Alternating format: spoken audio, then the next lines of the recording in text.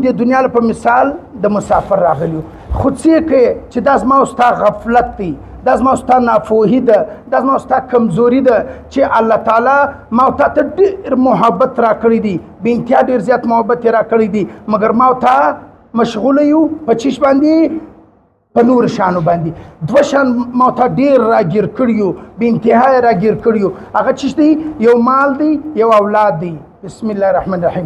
الله پاک په قرآن کې تا ته وایي انما اموالکم و اولادکم فتنه، اشاره درکوي وایي پام کوه مال دی هم فتنه ده، اولاد دی هم فتنه ده.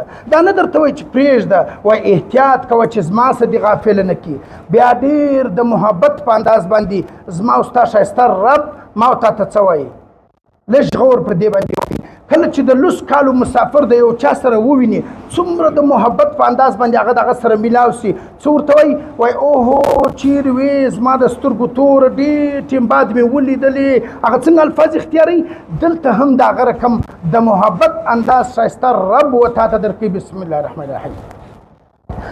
یا ایها الانسان ما غرک بربک الکریم.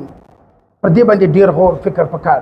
ښایسته رب موږ ته څه وایي؟ وایي ای انسانه کوم شي غافله کړی، کوم شي زما څه لرې کړی، کوم شي زما څه په دوکې کې اچولی چې ته زما څه غفلت کوې. او بربک الکریم د محبت انداز، بربک الکریم یعنې د هغه ښایسته رب څه، د هغه کریم رب څه، مهربانه رب څه کوم شي ته غافله کړی. ما ته دوه شانو غافله کړي یو چې پر هغه دوه شانو باندې ما ته د ژوند ټول دارومدار یو کړي دي. هغه کوم دوه شان؟ ما درته وویل مال او اولاد. موږ ته به صرف تیاري دا کوو، تیاري به زموږ ته په ژوند کې دا وي که نن و که سبا و ځم به موږ ته به د مرګ او د آخرت مذاکره چې د هغه به کوو. نو دغه رقم لکه څنګه چې نن د هغه صاحب والد محترم د دنیا سره رخصت شو، د هغه رقم به ما او تا د دنیا سره رخصت کېږو. 4-5 میاشتې د مخه زما ګرانه مور کوي والده محترمه د دنیا سره رخصت، دغه رقم عارضي دنیا د تېرېږي ختمیږي. صرف دا دی یو څوک په ځواني کې ولاړ سي، یو څوک په کوچنیوالي باندې، یو څوک پر تېر عمر باندې.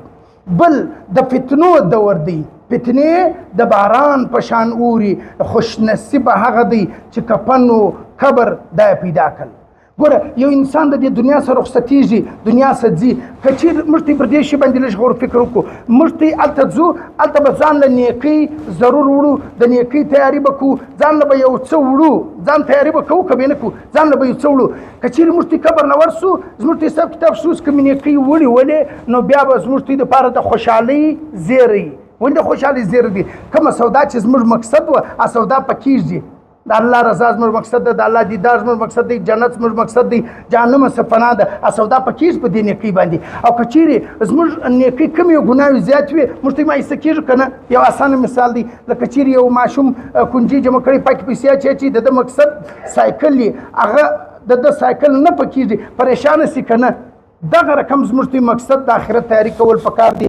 زه دا درته وایم چې بل موږ ډېر غافله یو. مردګان چې کوم دي هغه موږ هیر کړو، مردگان مجیر کو.